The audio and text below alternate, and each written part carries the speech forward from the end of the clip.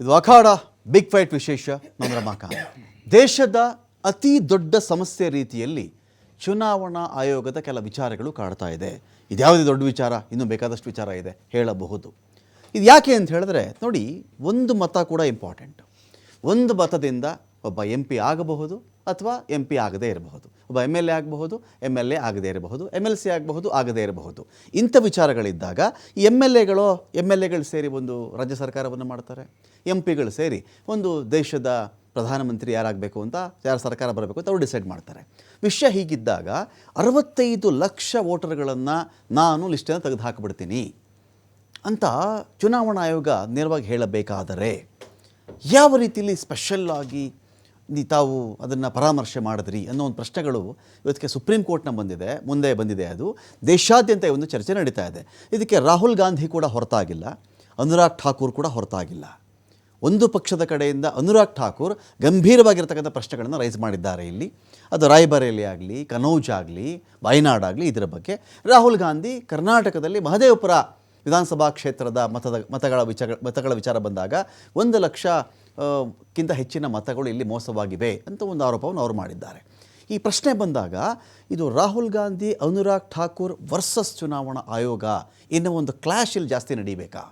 ರಾಹುಲ್ ಗಾಂಧಿ ನಮ್ಮೇಲೆ ಹೇಳ್ಬಿಟ್ಟಿದ್ದಾರಾ, ನಾವು ಬಿಡಲ್ಲ ರಾಹುಲ್ ಗಾಂಧಿನ, ಅನುರಾಗ್ ಠಾಕೂರ್ ನಮ್ಮೇಲೆ ಮಾತಾಡ್ತಾರ, ನಾವ್ಯಾಕೆ ಸುಮ್ಮನೆ ಇರಬೇಕು ಎನ್ನುವುದು ಇಲ್ಲಿ ವಿಚಾರ ಆಗಬೇಕಾ?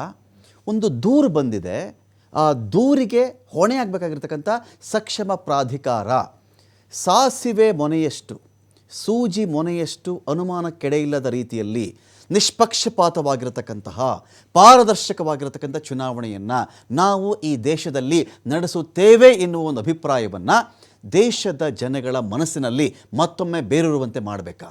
ಇದು ಈ ಕ್ಷಣದ, ಈ ದಿನದ ತುರ್ತು ಅಗತ್ಯವಾಗಿರುತ್ತೆ. ಇದು Rahul Gandhi versus election commission plus BJP and Rahul Gandhi, Anurag Thakur versus Rahul Gandhi, Anurag Thakur versus EC ಆಗಬಾರದು. ನನ್ನ ಈ ಒಂದು ಪ್ಯಾನಲಿಸ್ಟ್ಗಳಲ್ಲಿ ಲರ್ನ್ಡ್ ಫ್ರೆಂಡ್ಸ್ ಇದ್ದಾರೆ, ಇದರಲ್ಲಿ ಕಲಿತಿರ್ತಕ್ಕಂತಹ ಜ್ಞಾನಿಗಳಾದಂಥ ವ್ಯಕ್ತಿಗಳೊಂದಿಗೆ ಈ ಡಿಬೇಟ್ ಮಾಡ್ತಾ ಇದ್ದೀನಿ. ಈ ಡಿಬೇಟ್ ಇಲ್ಲಿ BJP versus Congress, Rahul Gandhi versus BJP, Modi versus Gandhi, Pappu versus ಇನ್ಯಾವುದೋ ಗೋಧಿ. ನೋ, ಇದು ಯಾವುದೂ ಆಗಬಾರ್ದು. ಇದು ಎಲೆಕ್ಷನ್ ಕಮಿಷನ್ಗೆ ನಾನು ಎಪಿಕ್ ಕಾರ್ಡ್ ಕೊಡ್ತೀನಪ್ಪ, ವೋಟರ್ ID ಕೊಡ್ತೀನಿ, ಅದನ್ನು ಕನ್ಸಿಡರ್ ಮಾಡಲ್ಲ. ಆಧಾರ್ ಕಾರ್ಡ್ ಕೊಡ್ತೀನಿ ಕಣಯ್ಯ, ನಾನು ಹೇಳ್ತೀನಿ ನಾನೇ ಇಲ್ಲ ವೋಟರ್ ಅಂತ ಹೇಳಿದ್ರೆ ಅದೆಲ್ಲ ಕನ್ಸಿಡರ್ ಮಾಡಲ್ಲ ನಾನು. ರೇಷನ್ ಕಾರ್ಡ್ ಕೊಡ್ತೀನಪ್ಪ ನಾನು, ಅದು ನನಗೆ ಬರೋದೇ ಇಲ್ಲ. ನಾನು ಹೇಳಿ ಡಾಕ್ಯುಮೆಂಟ್ಸ್ ನೀನು ಕೊಡು, ನಾನು ಪೌರತ್ವವನ್ನು ಡಿಸೈಡ್ ಮಾಡೋಕ್ಕಿಲ್ಲ. ಮತ್ತು ಒಬ್ಬ ಮನುಷ್ಯ, ಫಾರ್ ಎಕ್ಸಾಂಪಲ್ ಈ ವೀಕ್ಷಕರೇ ಆಗಲಿರಿ, ನೀವೇ ಈ ಚಾನಲ್ ನೋಡ್ತಾ ಇದ್ದೀರಿ, ಈಗ ಡಿಬೇಟ್ ನೋಡ್ತಾ ಇದ್ದೀರಿ ಅಂತ ಅಂದ್ಕೊಳ್ಳಿ.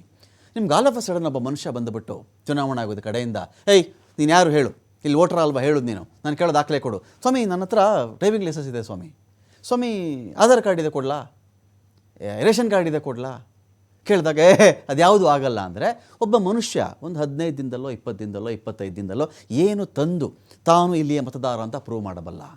22 ಲಕ್ಷ ವೋಟರ್ಸು ಸತ್ತು ಹೋಗ್ಬಿಟ್ರ, 6 ತಿಂಗಳಿಂದ ಒಂದು ವರ್ಷದಲ್ಲಿ ಎಲ್ಲ ಸತ್ತೋಗ್ಬಿಟ್ರ ಅವರು 22 ಲಕ್ಷ ಮತದಾರರು.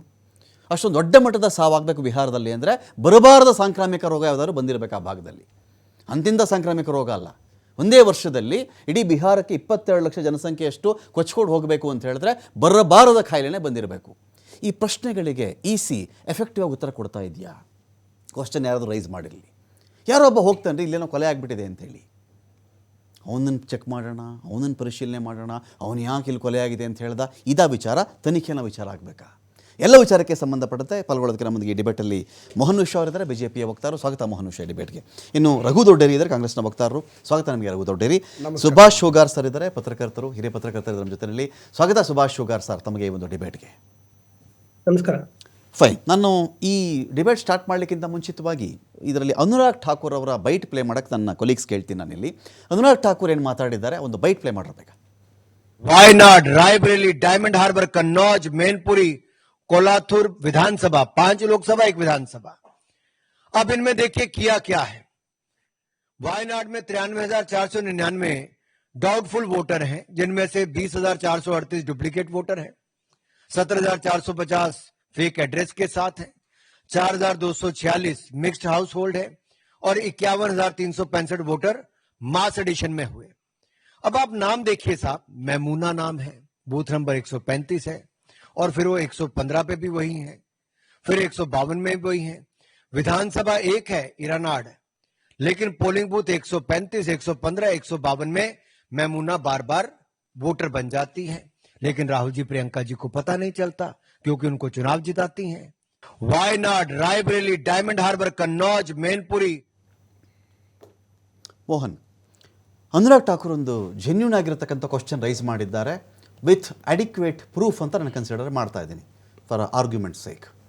ಇಂಥ ವಿಚಾರಗಳಲ್ಲಿ ಯಾರು ಗೆದ್ದರು ಯಾರು ಸೋತರು ಅನ್ನೋ ವಿಚಾರ ಪಕ್ಕಕ್ಕೆ ಇಡೋಣ. ನಾವು ಯಾರೇ ಗೆದ್ದಿರಲಿ ಯಾರೇ ಸೋತಿರಲಿ ಪಕ್ಕಕ್ಕೆ ಇಡೋಣ. ಕ್ವಶನ್ನ ಜೆನ್ಯೂನಿಟಿ ಆಧಾರದ ಮೇರೆಗೆ ಎಲೆಕ್ಷನ್ ಕಮಿಷನ್ ತನಿಖೆ ಮಾಡಬೇಕಾ, ಅನುರಾಗ್ ಠಾಕೂರ್ ನೀನು ಓತ್ ಮಾಡು, ಇದರಲ್ಲಿ ನೀನು ಅಫಿಡವಿಟನ್ನು ಹಾಕು, ಇದಕ್ಕೆ ನೀನು ನೋಟಿಸ್ ಕೊಡ್ತಾ ಇದ್ದೀನಿ ನಾನು ನಿನಗೆ, ಇದಕ್ಕೆ ಆನ್ಸರ್ ಮಾಡುವಂಥ ಚುನಾವಣಾ ಆಯೋಗ ಕೇಳಿತಿದ್ರೆ what was BJP's reply? Ramakant, ನೀವು ಇಲ್ಲಿ ನೋಡಿದ್ರೆ ರಾಹುಲ್ ಗಾಂಧಿ ಮತ್ತು ಅನುರಾಗ್ ಠಾಕೂರ್ನ ಸ್ಟೇಟ್ಮೆಂಟ್ನ ಕಂಪೇರ್ ಮಾಡಿದ್ರೆ ನಿಮಗೆ ರಾಹುಲ್ ಗಾಂಧಿಯದ್ದು ಎಲೆಕ್ಷನ್ ಕಮಿಷನ್ ಮೇಲೆ ನೇರ ಆರೋಪ, ಒಂದು AC ರೂಮಲ್ಲಿ ಕೂತ್ಕೊಂಡು ಒಂದು ಎಕ್ಸೆಲ್ ಶೀಟಲ್ಲಿ ಡೇಟಾ ಅನಾಲಿಟಿಕ್ಸ್ ಮಾಡಿಬಿಟ್ಟು ನೇರ ಆರೋಪ. ಆ ಆರೋಪಕ್ಕೆ ಪ್ರತ್ಯುತ್ತರವಾಗಿ ಅನುರಾಗ್ ಠಾಕೂರ್ ಅವರು ನಿಮಗ್ಯಾಕೆ ನೀವು ಸೋತ ಕ್ಷೇತ್ರಗಳಲ್ಲೇ ಕಾಣಿಸ್ತಾ ಇದೆ, ಅದೇ ರೀತಿ ನೀವು ಗೆದ್ದ ಕ್ಷೇತ್ರಗಳಲ್ಲಿ ಆಗಿದ್ರ ಬಗ್ಗೆ ನೀವು ಯಾಕೆ ಮಾತಾಡ್ತಿಲ್ಲ ಅನ್ನೋದನ್ನ ಅನುರಾಗ್ ಠಾಕೂರ್ ಹೇಳಿದ್ದು. ಅನುರಾಗ್ ಠಾಕೂರ್ ಎಲ್ಲೂ ಕೂಡ ನಿಮ್ಗಲ್ಲಿ ಎಲೆಕ್ಷನ್ ಕಮಿಷನ್ ಮೇಲೆ ಆರೋಪ ಮಾಡಿದ್ದು ಅಂತ ಕೆಲಸ ಮಾಡ್ಲಿಲ್ಲ. ಅದು ಇದೇ ವಿಚಾರನ ಎಲೆಕ್ಷನ್ ಕಮಿಷನ್ ಚೇರ್ಮನ್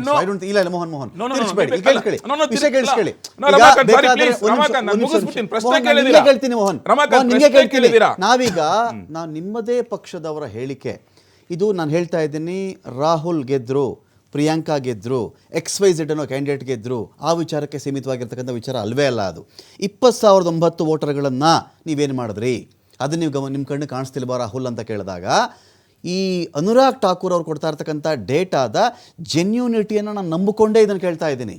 20,009 ವೋಟರೋ, 20,050 ವೋಟರೋ, 2 ಲಕ್ಷ ವೋಟರೋ, ಎಷ್ಟಾದರೂ ಠಾಕೂರ್ ಹೇಳಿ, ಅದರ ಜೆನ್ಯೂನಿಟಿ ನಂಬುವುದಾದರೆ ಇದು ರಾಹುಲ್ ಗಾಂಧಿ ಫಾಲ್ಟ್ ಆಗಿದ್ದರೆ ರಾಹುಲ್ ಗಾಂಧಿ ರೆಸಿಗ್ನೇಷನ್ ತೊಗೊಳ್ಳಿ, ಪಾಯಿಂಟ್ ನಂಬರ್ 1. ಇದೇ ಪ್ರಿಯಾಂಕಾದು ಫಾಲ್ಟ್ ಆಗಿದ್ದರೆ ರೆಸಿಗ್ನೇಷನ್ ತೊಗೊಳ್ಳಿ, ರಿಎಲೆಕ್ಷನ್ ಅಲ್ಲಿಗೆ ಮಾಡಿ. ಅಟ್ ದ ಸೇಮ್ ಟೈಮ್ ಈ ತಪ್ಪು ರಾಹುಲ್ ಗಾಂಧಿಯದ್ದು ಆಗಬೇಕಾಗಿಲ್ಲ, ಅನುರಾಗ್ ಠಾಕೂರ್ದು ಆಗಬೇಕಾಗಿಲ್ಲ. ಈ ತಪ್ಪನ್ನು ಇದನ್ನು ಓನ್ ಮಾಡ್ತಕ್ಕಂಥ ವಿಷಯ ಇರೋದು ಎಲೆಕ್ಷನ್ ಕಮಿಷನ್ಗೆ ಬರುತ್ತೆ. ಎಲೆಕ್ಷನ್ ಕಮಿಷನ್ 20,000 ವೋಟರ್ಸ್ಗಳನ್ನು ವಿಚಾರದಲ್ಲಿ ಒಂದು ವೇಳೆ ತಪ್ಪೆಸಗಿದ್ರೆ ಮೊದಲ ಕ್ರಮ ಯಾರ ಮೇಲೆ ಆಗಬೇಕು ನೋಡಿ. ಅಲ್ಲ, ನಾನು ಮತ್ತೆ ಅಲ್ಲಿಗೆ ಬರ್ತೀನಿ ನಿಮಗೆ. ಹಾಗಾದ್ರೆ ಯಾಕೆ ಬಿಹಾರದಲ್ಲಿ ನಡೆಯುವಂತ ಒಂದು ಸ್ಪೆಷಲ್ ಇಂಟೆನ್ಸಿವ್ ಡ್ರೈವ್ ಇದೆ ಗೊತ್ತಾ, ಅಲ್ಲಿ ಇದೇ ರೀತಿ ಯಾವ ಒಂದು ರಾಹುಲ್ ಗಾಂಧಿ ಮಾಡಿದಂತ ಆರೋಪಗಳಿಗೆ ಸಂಬಂಧಪಟ್ಟಂತ ವಿಚಾರಗಳು ಬಂತು ಅಂದ್ರೆ ಡೆಡ್ ವೋಟರ್ಸ್ ಇದ್ರು, ಪರ್ಮನೆಂಟ್ಲಿ ಶಿಫ್ಟ್ ಆಗಿರೋ ವೋಟರ್ಸ್ ಇದ್ರು, ಅವರ ಹೆಸರುಗಳನ್ನ ನೀವು ತೆಗೆದಾಕ್ದಾಗ ಅವ್ರು ಇಲ್ಲ ಅಂತ ಹೇಳಿ ಇವತ್ತು ಆಗಸ್ಟ್ 19, ನಾನು ಮತ್ತೆ ಹೇಳ್ತೇನೆ, ಕಳೆದ ವಾರನೇ ಹೇಳಿದ್ದೆ, ಆಗಸ್ಟ್ 1ರಿಂದ ಆಗಸ್ಟ್ 19 ಸತತವಾಗಿ ಪ್ರತಿನಿತ್ಯ ಚುನಾವಣಾ ಆಯೋಗ ಪಬ್ಲಿಷ್ ಮಾಡ್ತಾ ಇದೆ. ಯಾರಾದ್ರೂ ನಿಮ್ಮ ಹೆಸರನ್ನ ತೆಗೆದಾಕಿದ್ರೆ, ನಿಮ್ಗೆ ಅಬ್ಜೆಕ್ಷನ್ ಇದ್ರೆ ಫೈಲ್ ಮಾಡಿ ಅಂತ. ಹಾಗಾದ್ರೆ ಯಾಕೆ ಯಾರು ಫೈಲ್ ಮಾಡ್ತಾ ಇಲ್ಲ? ಯಾರು ಫೈಲ್ ಮಾಡ್ಬೇಕಲ್ಲ, ನಮ್ಮ ಹೆಸರು ಬಿಟ್ಟೋಗಿದೆ ಅಂತ ಹೇಳ್ಬಿಟ್ಟು. ನೀವಾಗಲೇ ಕಾರ್ಯಕ್ರಮದ ಆರಂಭದಲ್ಲಿ ಹೇಳಿದ್ರಿ 1 ವರ್ಷದಲ್ಲಿ ಹಾಗಾದ್ರೆ 22 ಲಕ್ಷ ಜನ ಸತ್ತೋಗ್ಬಿಟ್ರಾ ಅಂತ ಹೇಳ್ಬಿಟ್ಟು. ಫಾರ್ ಇನ್ಫಾರ್ಮೇಶನ್ ರಮಾಕಾಂತ್, ಬಿಹಾರಲ್ಲಿ SIR ಮುಂಚೆ ಆಗಿದ್ದು 2003ರಲ್ಲಿ, ಇವಾಗ 2025, 22 ವರ್ಷಗಳ ನಂತರ ನಡೀತಿರುವಂತ SIR ಇದು. ಆ 22 ವರ್ಷಗಳಲ್ಲಿ ಸತ್ತವ್ರದ ಸಂಖ್ಯೆ ಅದು. ದಯವಿಟ್ಟು ಅದು 1 ವರ್ಷದಲ್ಲಿ ಅಂತ ಹೇಳಕ್ ಹೋಗ್ಬೇಡಿ, ಗೊತ್ತಾಯ್ತಲ್ಲ ನಿಮ್ಗೆ. 22 ವರ್ಷದಲ್ಲಿ ವೋಟ್ ಮಾಡಿದ್ರು ಅಂತ ಹೆಂಗ್ ಹೇಳ್ತಾ ಇದ್ದೀರಾ? ವೋಟಿಂಗ್ ಪರ್ಸೆಂಟೇಜ್ ಕಡಿಮೆ ಇದೆಯಲ್ಲ,